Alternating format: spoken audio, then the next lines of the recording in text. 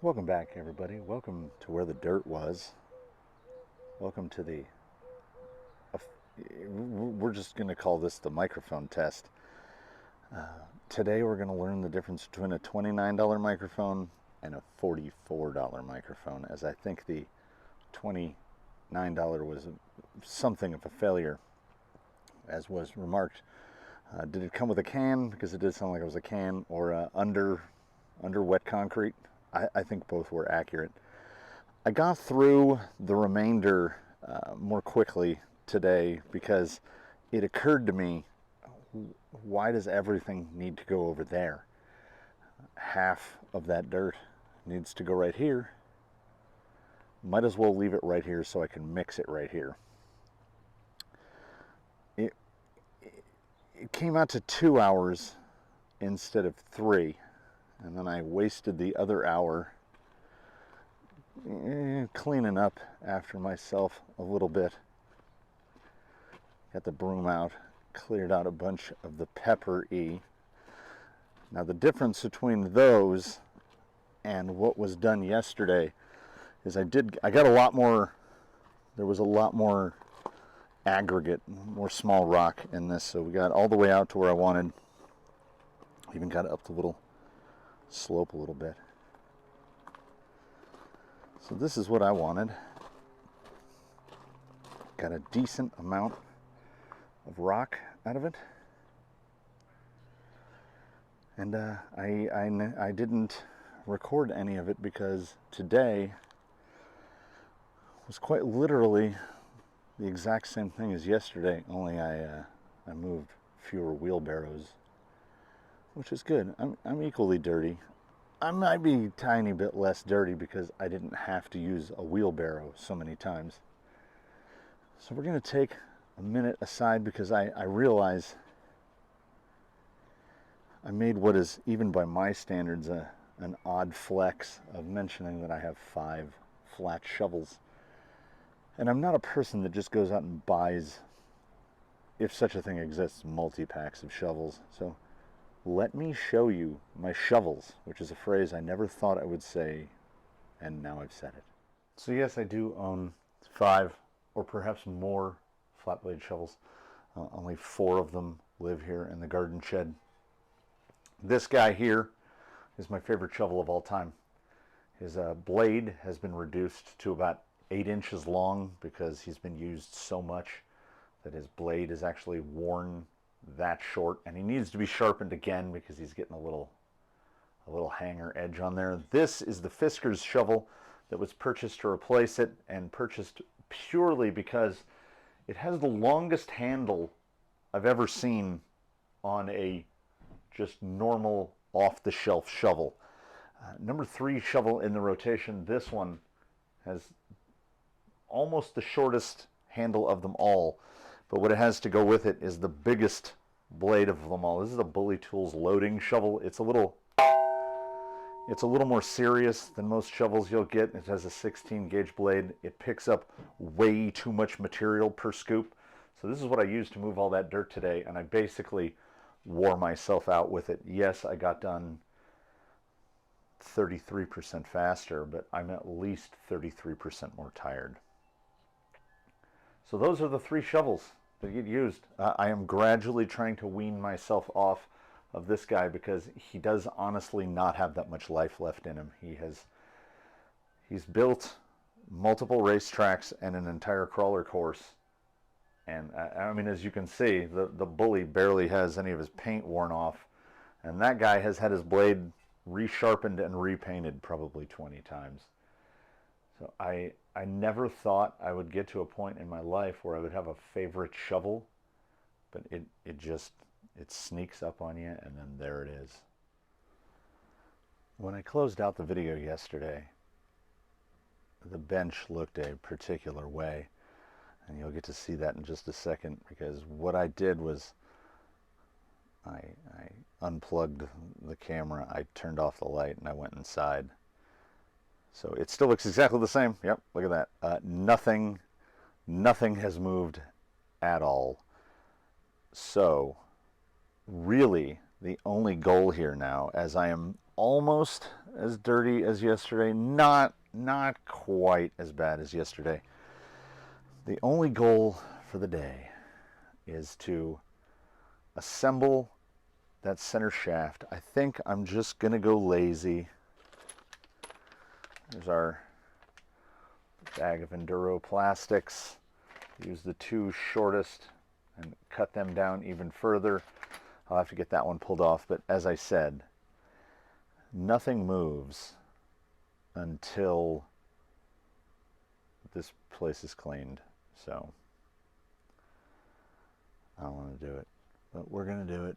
I'm going to do it. The Royal We is going to do it. I'm going to clear this up. I'm going to clean up the bench. I'm going to get this bench clear, and then we'll put these drive shafts together, and then we'll wheel it and see if Blue Sky High can stay on the rocks for more than about 10 minutes without blowing up that center drive shaft. Fingers definitely crossed. This is just evidence of a lack of forethought. I knew I had moved things, and when the skid moved, so we're going all the way back to LCG1 when I first started working on it. When the skid tilted, the front links became the rear links and vice versa. So it's got front links on the rear and rear links on the front. These are some of my favorite center drive shafts, the MSTs, because they're captive, so when you take it off, the whole thing doesn't fall apart. You'll note this one is off of the rig at the moment because as I was pulling the transfer case out, as the only way to get the center drive shaft in is to unbolt the transfer case, because there's the shaft is basically collapsed. This is how much fore to aft movement we have, like 1.5 millimeters maybe. As I had the transfer case out and was attempting to put it in, I was noticing how tight it was, and it was because when the skid tilted, this is no longer long enough. It's 125 millimeters, and the hole for the pin would line up about halfway. So what this was doing is it was stopping. It couldn't go to full droop in the front. It couldn't go to full compression either. So the travel was being limited by the center drive shaft, the front drive shaft. And I don't know how much of that was impacting the tendency for the middle of it to just kerrang. But together, faithful listeners, we're going to find out. Oh, I should mention, before I go ahead and bolt this together, iteration insert number of the center drive shaft is a stock. It's a stock CFXW drive shaft. So we have full engagement. And I think it's still weak because, like many others, they put a hole down the middle because, thanks to our good friend physics, a tube is stronger than a rod. But that's only true if you don't make the tube out of gummy worms. If you're just using something like nylon 6, it would probably be stronger as a rod than a tube, especially when MST uses these super tiny flutes. Yeah, it's designed to distribute more load, but do we genuinely think it can distribute more load than that? So what is built for the front is the longest drive shaft I could assemble from all the parts that I had, and it still went in without taking anything apart. So there's that much. There's so much play we have. Honestly, if I had had two of these super long, they would have fit. Little bit of side-to-side deflection. It seems like it might be okay. We are gonna find out. I don't know if any of the drive shaft options I have on hand are genuinely suitable for this. I think I'm gonna have to measure my drive shafts. And this guy might need a whole, well, the rear still works. I don't know if MST makes one longer than this. I need one longer than 125 millimeters, and that is a comically long drive shaft, and it was pulled all the way. I would like that pin to be about there, so I need like a 132, something like that. I think that's about what this one is.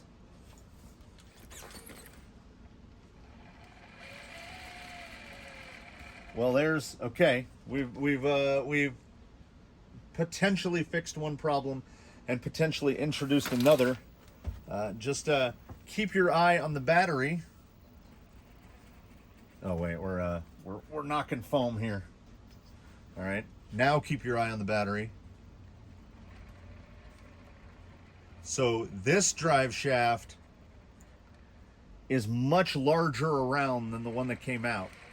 So it is definitely rubbing against the battery strap, and probably perhaps the battery mount itself. Not a lot, but not great. Good enough to make it move? Oh, cats and kittens, you know it is. Let's put some pins on it. Let's go find a rock. We might have to stick to the shade. We'll see when we get out there. I still got my boots on, so I'm not afraid of the ground right now.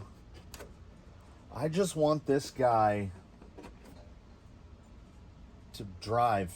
I mean, we're gonna go, the first thing I'm gonna do is probably bump it and see if it'll hold together. So it should be no issue with the splines on the drive shaft. They should have plenty of engagement.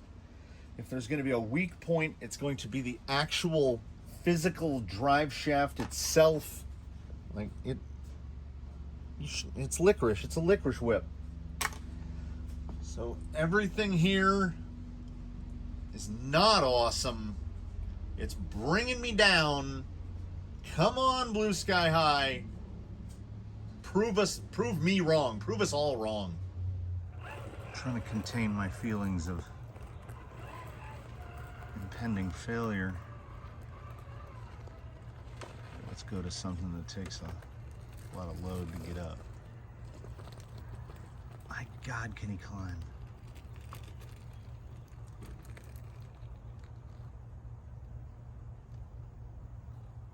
Oh, I can steer with those rear wheels.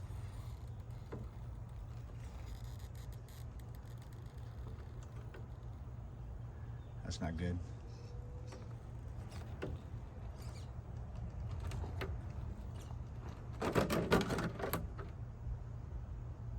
That's, I mean, you gotta give that, you gotta give that motor credit. It has got a lot of torque. So I figure a high traction situation like this, if we're gonna pop it, we're gonna pop it. It feels different. It really does. I feel like that front drive shaft must have been binding up this whole time.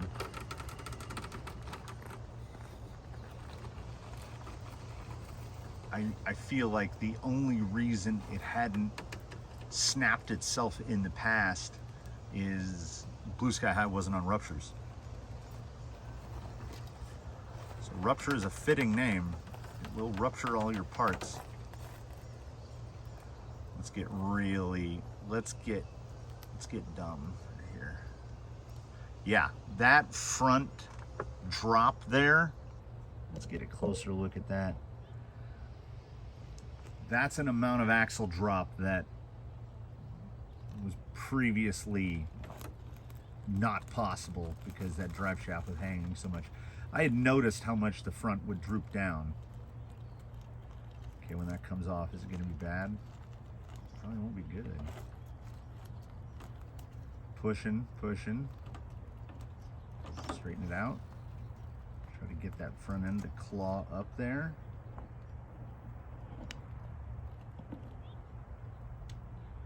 Stay up. Stay up.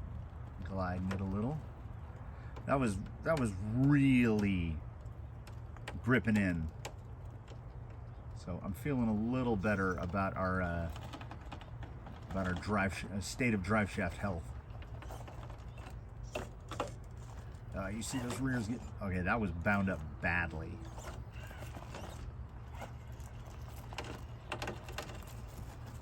Wow, these tires just claw. A little more. All right. There was a perfect situation to snap something. Right there. Ooh, wow, okay. That didn't break.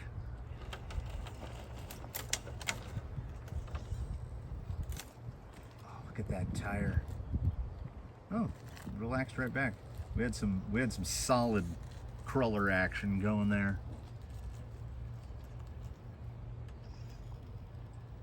Look at that fold over. Those foams are pretty soft. I mean, they're a medium, but they're pretty tall.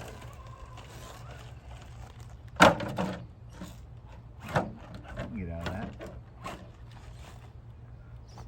Blue Sky High might be the new self-righting champion.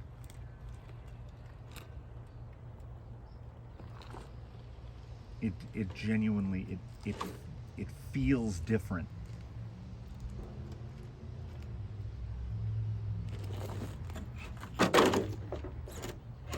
Upside downside, this is definitely where the gnats are all hanging out. I'm just sticking to stuff that's going to try to overload that drive shaft, because you don't test a sort of fitting part by babying it. We gotta go at it. We gotta get a wheel bound up.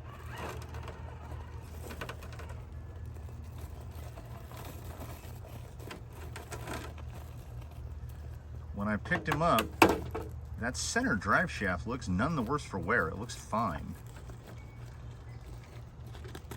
I mean, I think I bought the option drive shafts at the same time I bought that kit, so I don't know if they ever got run. Coming down, a little skid hang there.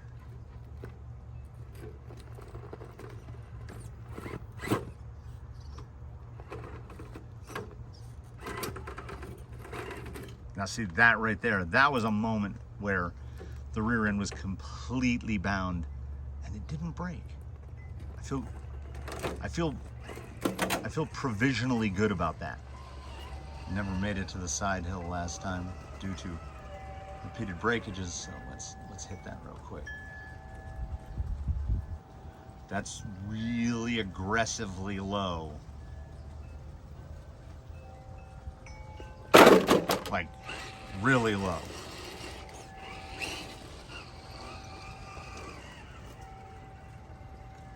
Channel your inner seahorse. Don't they swim backwards? Do seahorses swim backwards?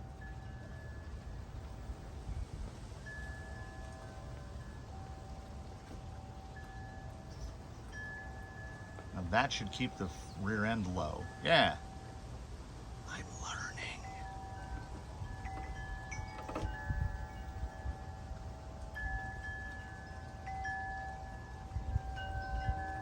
Oh. I can make that. I can make that. I don't feel any CG penalties with the electronics mounting or moving the battery, because I feel like the battery sat a little lower when it was in the rear. Nope.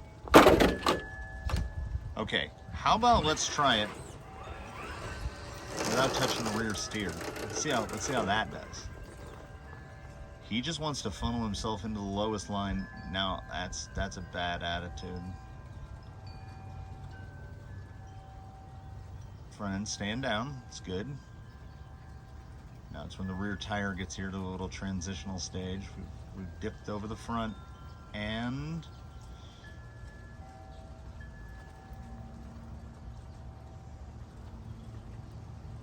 they're nice.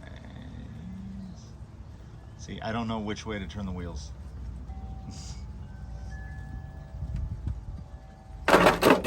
Whichever way I pick appears to be wrong.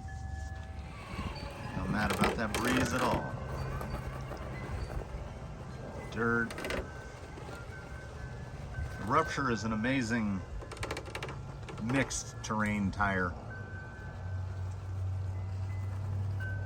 Yeah, his front end just feels so much more fluid. That's no issue whatsoever. There's really nowhere to come down from there, my blue friend. He says, I'm gonna try it anyway.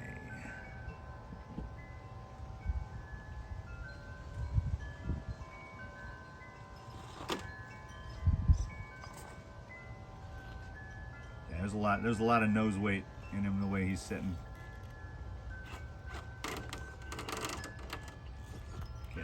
Proper bound up.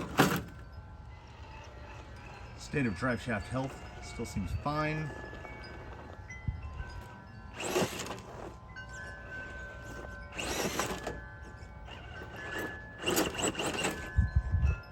as well get in here and get aggressive.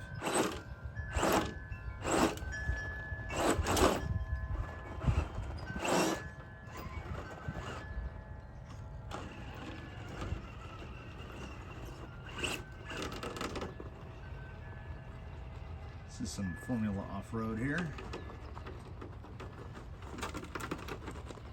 Lip dip.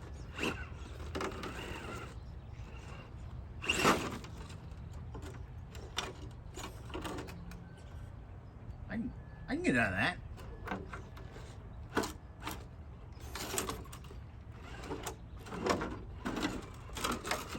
We wonder, right? Well, no one wonders how I break stuff. Yeah, the front end feels so much more free. It was definitely binding.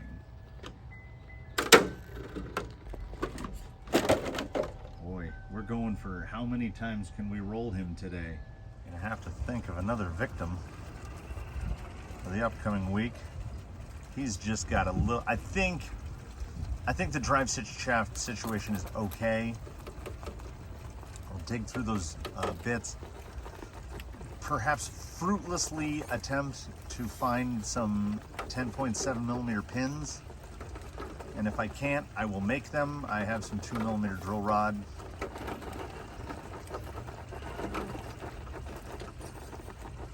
And I think probably I will most likely put an axial drive shaft on the rear as well, just, you know, for matchy, and then I'll head around and I'll measure. Somebody has got to have some, there we are. Somebody has got to have some around 125 millimeter shafts that can take those MSTs. Because they'll fit, I mean, obviously an axial dropped right on here. They should fit anywhere an axial shaft will fit. This is just further evidence of I get it in my head. It must be done. So I had to get this guy working. Come on. Dial it around, okay. There we go. Maybe. Yep. I don't know how much impact the tire rub is having, but it doesn't seem like much.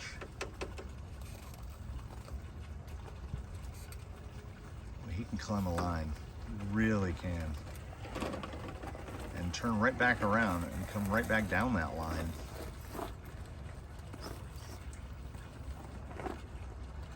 So it's full of a hodgepodge of drive shafts. And now my brain has flip-flopped from last time, and now the rear steer wheel feels backwards again. That's just vertical, dude. I don't think you can.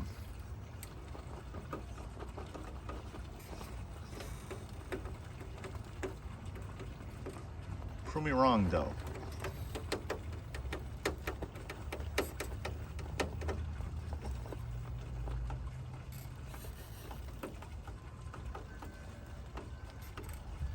He can do a thing. Get around again. All right. This could go on for days or weeks.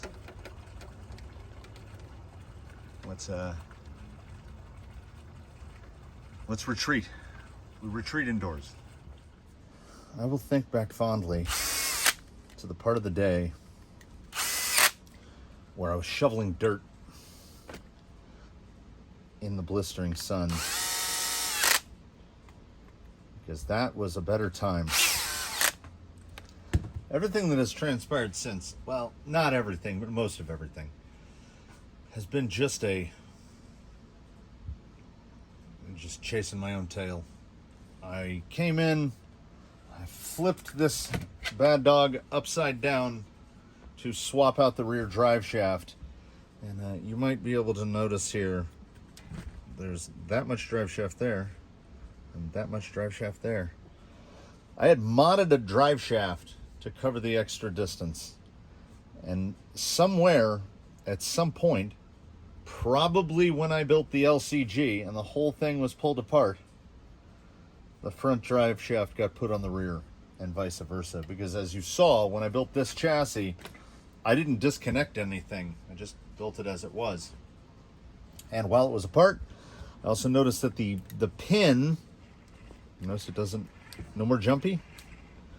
I had grabbed one of those giant pins for like retaining a Traxxas, the Traxxas bumper pins, which are like 12, 13 millimeters long. So it was sticking out through the center drive shaft, and now it doesn't, and it doesn't bounce all over the place. I didn't have to change the drive shafts. I didn't basically have to go through any of this. I made the center drive shaft out of a stock drive shaft. It appears to work fine. It doesn't have too much floobly and floppily in it. I don't think it will last forever. But I think the only takeaway I have from this is I'm glad I didn't cut up a bunch of pieces that I didn't need to cut up. I don't know how much of it I will document, but I'm going to now fiddle with link positions. Well, in the near future, I'm going to fiddle with link positions and see how that goes. Oh, I am properly tired. But this closes out my offering for the 9th. This is absolutely Much Ado About Nothing, where I went through all the work to make that angle, and then immediately move the battery. So this does not rule out a revision 3, jump from 2.5 to 3. I think this chassis will stay in service for a little while. I think right now, before I do anything else, after I say thanks for watching, I am going to go and do that OCD-ish of things where that screw head doesn't match the two above it. So I got to find 12 identical 8s or 10s for those. This one sticks out, this one goes in, this one sticks out, this one goes in flush. I'm going to do some screw policing. This is a very heavily used screw, so I'll replace that one. I'm just going to do that. That's kind of relaxing. I'll turn my music back on. It's not even turned up super loud. I'll kill some more ants. I know I said thank you all for watching. Leave a comment below. if you dare. Subscribe if you haven't, etc. It feels like it's later in the day than it actually is, because that was so much time spent metaphorically spinning my wheels. But the center drive shaft is at least sorted out. We've got that, and I know I'm big on feel. It feels different. The front end is definitely more responsive. So that front drive shaft has been the wrong drive shaft for some time now. Anyhow, that's that. I don't know what's coming up next. I don't know. You'll find out when I find out. That's how these things work. Have a good one, everybody.